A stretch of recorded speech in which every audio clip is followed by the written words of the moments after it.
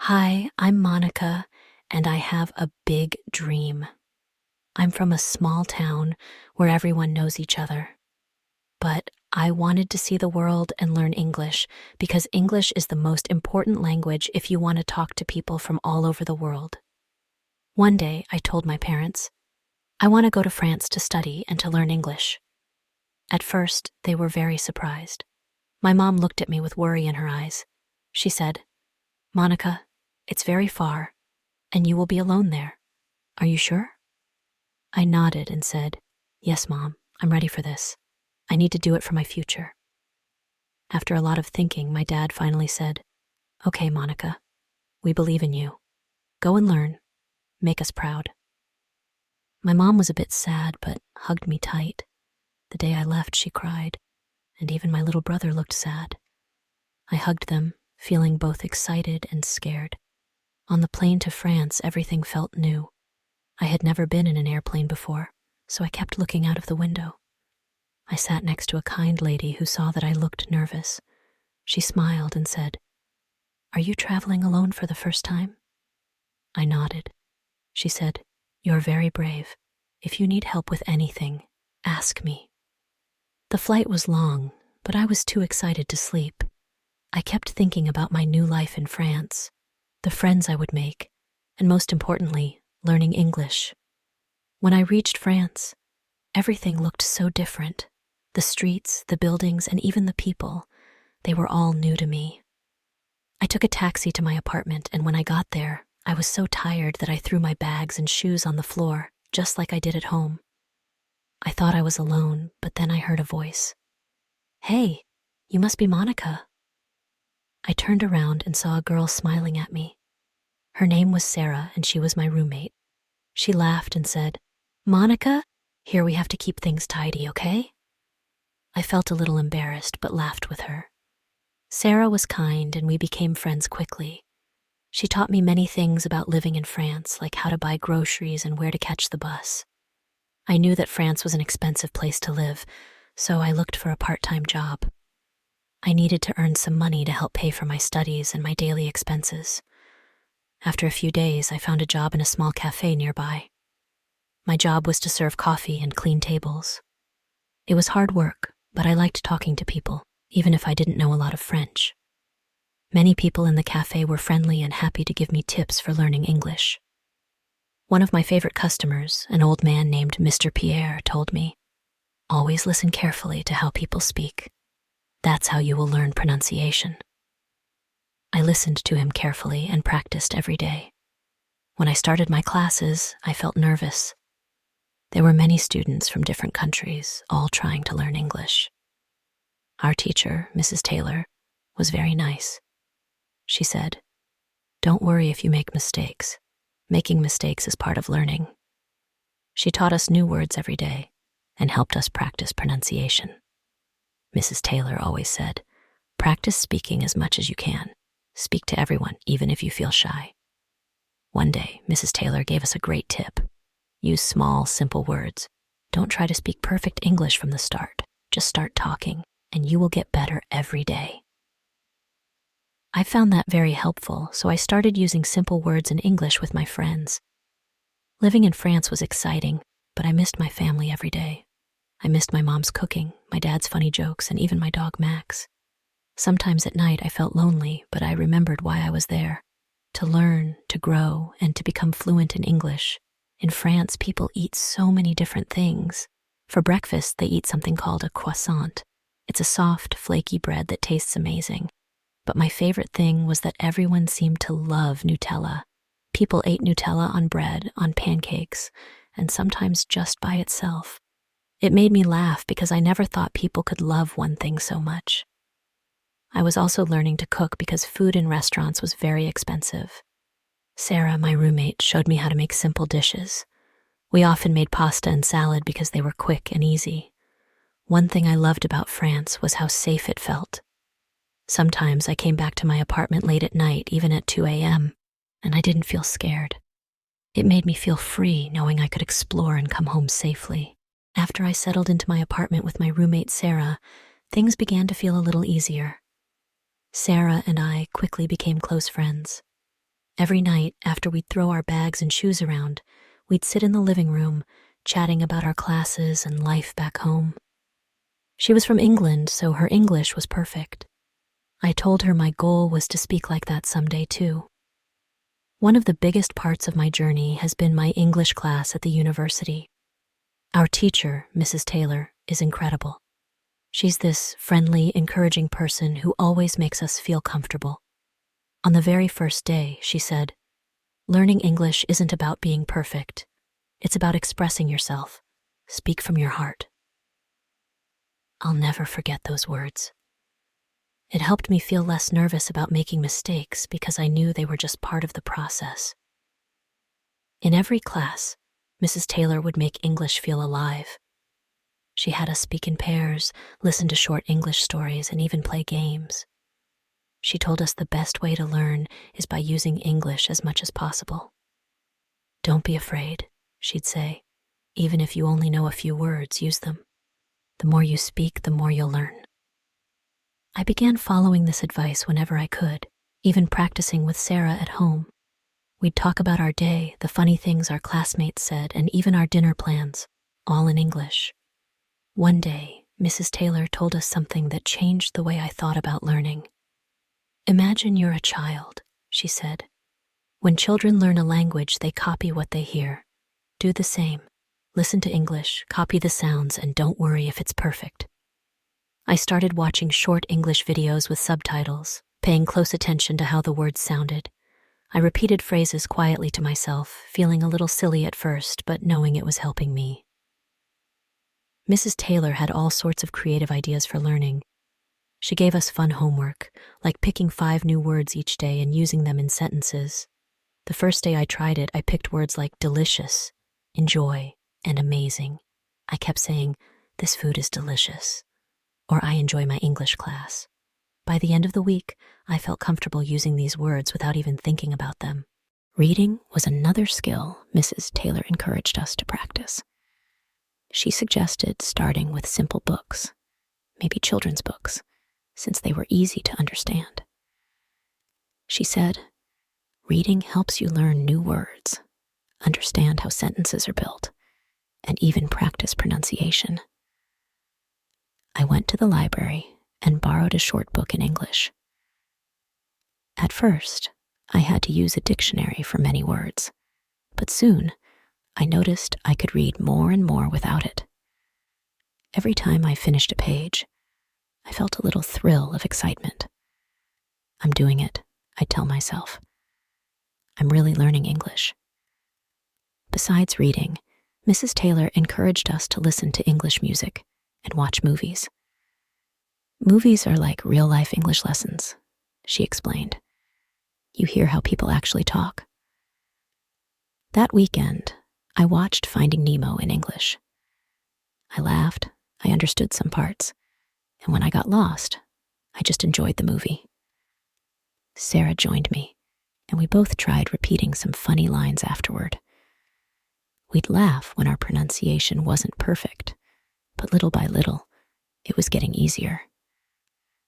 One of my favorite ways to practice was singing along to English songs.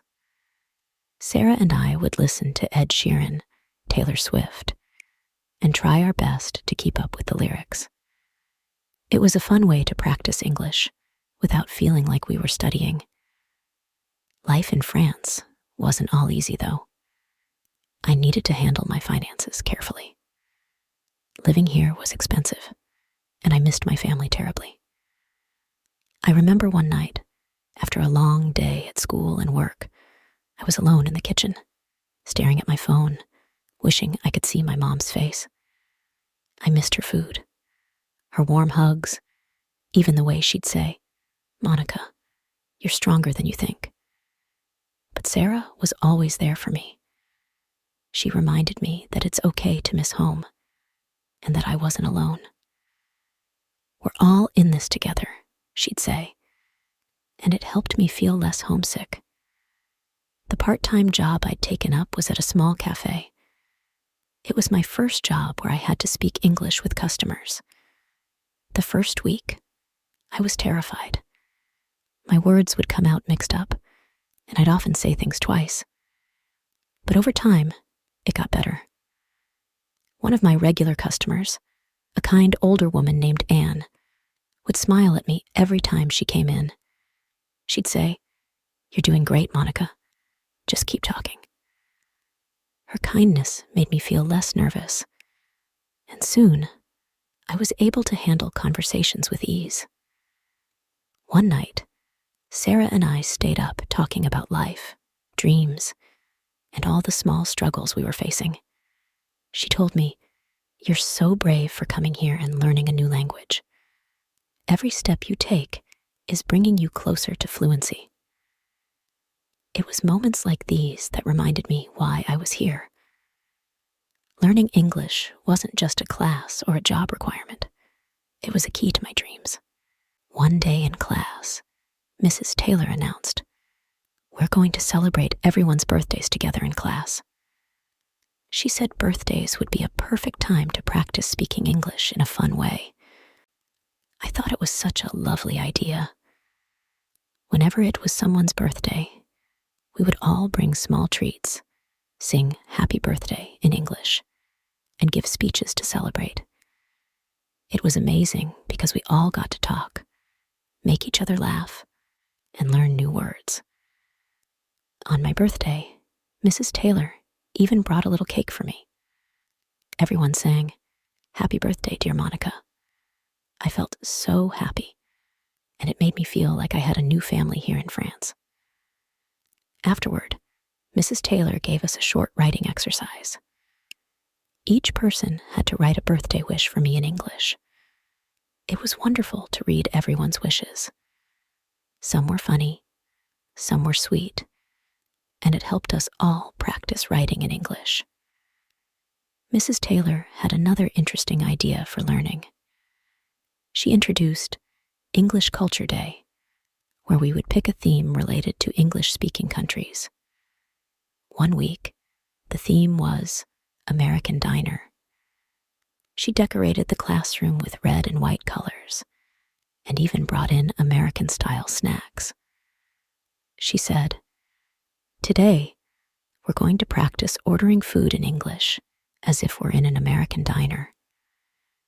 We all took turns being the waiter or the customer, saying things like, "Can I have a burger, please?" Or, "Would you like fries with that?" It was so fun. We laughed a lot, and it made learning feel like play. Another time, we had British tea time. Mrs. Taylor served us tea and biscuits, and we practiced polite British phrases, like, "May I have some tea?" And "Thank you, that's lovely." She explained that these small phrases would be helpful in daily life. It felt like a tiny trip to England right there in the classroom. Mrs. Taylor also had a very creative idea to help us with pronunciation. She brought in short tongue twisters for us to practice saying quickly.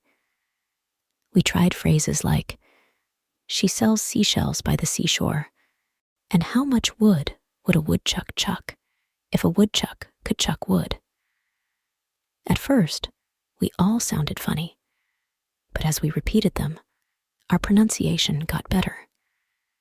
Tongue twisters really helped us pay attention to each sound in English words. We'd laugh a lot, but it was surprising how much it improved our pronunciation. For vocabulary, Mrs. Taylor had a special trick. She called it Word of the Day. Every day, she'd write a new English word on the board and explain its meaning, how to pronounce it, and even give us a sentence using it. Then, she'd ask each of us to use that word in our own sentences. One day, the word was delightful. She told us, "This means something that gives you pleasure, like that cake was delightful." It was a great way to remember new words each day. And now, whenever I see something lovely, I think, "Oh, that's delightful."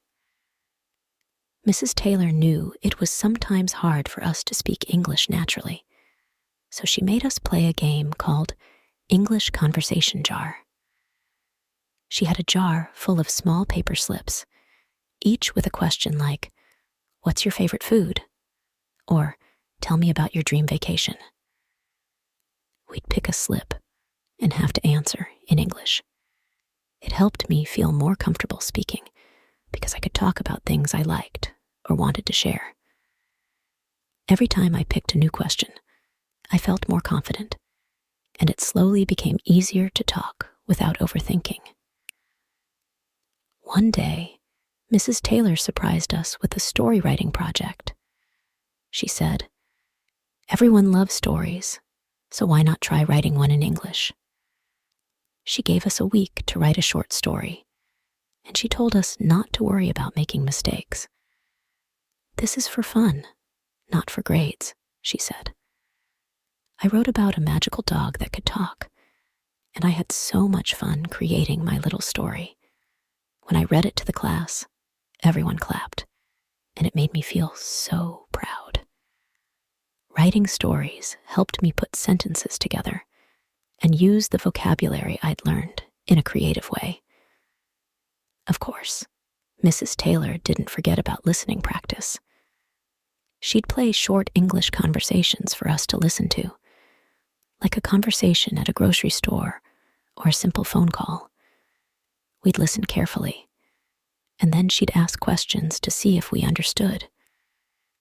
This helped us get used to real English conversations, and I noticed I was starting to understand English a bit faster. One of my favorite listening activities was when Mrs. Taylor played us English songs. She'd give us the lyrics, and we'd try to sing along. My favorite song was "Can't Help Falling in Love" by Elvis Presley. I loved singing along and focusing on each word, and it was a beautiful way to learn pronunciation and rhythm. As time passed, Mrs. Taylor gave us tips on talking naturally. She said, "Don't worry about speaking like a dictionary. Real English has lots of small phrases and slang." She taught us phrases like, "What's up?" instead of "How are you?" and "No problem" instead of "You're welcome." She also explained how to use common phrases like "Let's go" and "See you later." These phrases made me feel more connected to everyday English.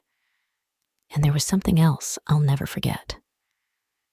Mrs. Taylor said, "The best way to improve is by practicing outside of class." She encouraged us to find language exchange partners or talk with friends in English. She even organized a meetup with English students from other classes. I met a few new friends, and we started meeting every Friday to practice speaking together. At first, we were shy, but over time, our confidence grew. These small talks helped me practice English naturally and were really fun. Even when I wasn't in class, I was learning. I tried to speak English with my roommate, Sarah, and even practiced with people at my part-time job at the cafe. Slowly, English didn't feel like a scary language. It became a part of my life. Each time I spoke, even if it was just a few sentences, I felt like I was taking one step closer to fluency. And so, my journey continues. There are hard days, of course, when I miss my family or feel overwhelmed. But every time I remember Mrs. Taylor's words, "Speak from your heart," I feel a little more inspired to keep going. One morning, Mrs. Taylor started our English class with a big, mysterious smile. She said, "Today's lesson is a surprise." Everyone got excited and curious. She handed out colorful hats and told us, "We're going to have a mini English carnival." Each of us had to wear a funny hat, pick a random character, and act out short, funny conversations in English. My character was a baker who couldn't remember how to bake a cake. I had to say things like, "Wait, do I need flour or flowers for this cake?" Everyone laughed, and I even laughed at myself. It made learning so much fun and helped me feel relaxed while speaking. Then, something funny happened one weekend.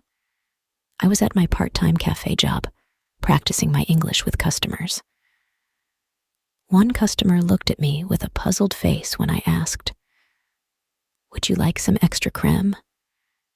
Instead of cream, I accidentally said creme in a French accent. We both laughed, and he kindly corrected me, saying, "It's cream in English."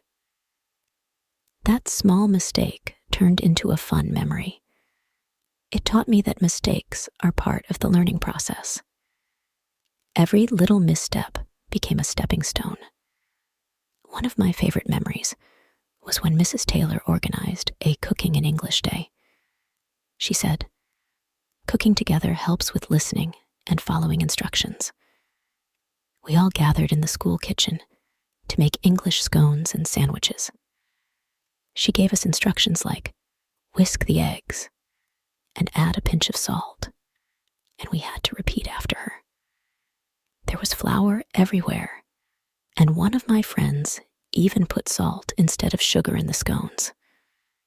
We laughed so much, and even though our food didn't turn out perfect, it was such a memorable experience. Plus, I learned so many new cooking words. There were also sweet, quiet moments. I started spending some time each day writing short letters to my family in English. I'd write simple things like, "Today, I learned a new word," or "I miss our family dinners." These letters helped me practice my writing and feel closer to home. My mom sent me a letter back, trying out some English too. She wrote, "Monica, we're proud of you." It made me feel so loved and motivated. I even started having dreams in English. At first, it was just small things, like hearing words in English while I slept. But one night, I dreamed I was back home in India, speaking English with my family. When I woke up, I thought, wow, maybe English is becoming a part of me. Finally, it was time for our last class with Mrs. Taylor. She brought us all together and gave each of us a little book. "This is your English adventure journal," she said. "You can write anything you want in it. Goals, new words, favorite memories." She smiled at me and said, "Monica, keep writing, keep speaking, and keep learning." We all hugged, and some of us even got a little teary. It was hard to say goodbye. On my last day in France, I decided to take a quiet walk around the city. I thought about all the fun times, the challenges, and the friends I'd made. I remembered my first day here, feeling nervous and unsure. Now, I felt proud. I could understand English conversations, express myself, and most importantly, I wasn't afraid anymore. I felt like a new person. As I boarded the plane back home, I thought about how learning English had been so much more than just words and grammar. It was about connection, courage, and discovery. When I got back home, my family was waiting for me at the airport. My mom hugged me tight and whispered, "Welcome home, Monica." I took a deep breath and said, "Mom, I missed you so much." And there it was, the final piece of my journey. I had learned a language, but I had also learned to be myself, to laugh at my mistakes, and to find joy in every step. So, if you're learning English too, just remember this. Have fun, make friends, be brave, and never give up. Because each word, each moment, is a step forward on a wonderful adventure. And who knows, maybe one day you'll be telling your own story in English.